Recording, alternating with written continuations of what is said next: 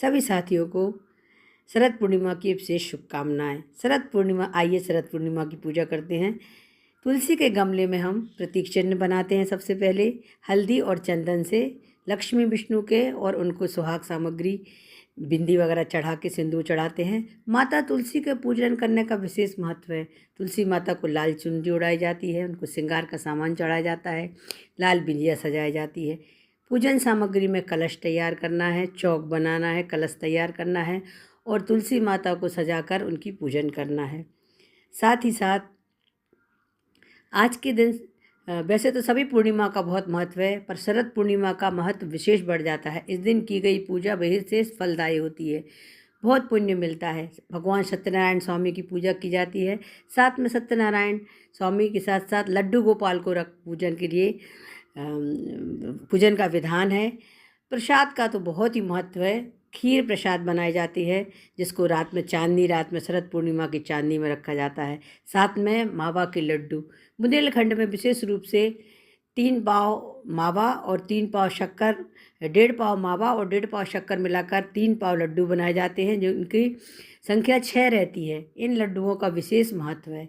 माँ तुलसी को सुहाग सामग्री चढ़ाकर उनकी पूजन करते हैं, वंदना करते हैं, कहानी की जाती है और फिर विशेष रूप से प्रार्थना अर्चना करके सत्यनारायण स्वामी की आरती की जाती है। पूजन विधि में जो हम 6 लड्डुओं का प्रसाद चढ़ाते हैं, उनके वितरण का भी विशेष महत्व है। इसमें 1 लड्डू स्वयं को खाना है, 1 पति को, 1 सखी को, अपनी प्रिय सखी को, सहेली को, 1 छोटे बच्चों को बांटना है, किसी गर्भवती स्त्री को देना। माता के मंदिर में भी सत्यनारायण स्वामी के मंदिर में 1 लड्डू समर्पित करते हैं। इस तरीके से 6 लड्डुओं की पूजन का विधान है। हल्दी चंदन रोरी से पूजा की जाती है। खीर और लड्डुओं का भोग लगाया जाता है। साथ ही साथ सत्यनारायण स्वामी और जगदीश स्वामी की आरती की जाती है।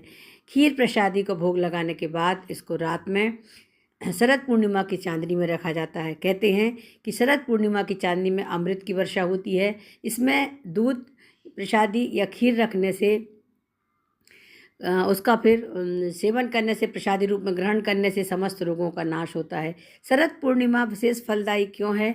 बहुत सारे महत्व के साथ इसमें एक महत्व ये भी है कि इस दिन ब्रज में श्री कृष्ण ने अपनी गोपियों के साथ महारास लीला की थी और रात भर शरद पूर्णिमा की चांदनी में, इसलिए यह और विशेष पुण्य फलदायी पर्व माना जाता है। प्रत्येक पूर्णिमा की भांति हम सत्यनारायण स्वामी की पूजा करते हैं, पर विशेष भोग और विशेष खीर की पूजन करके हम विशेष लाभ लेते हैं। बोलो सत्यनारायण स्वामी की जय, शरद पूर्णिमा की जय।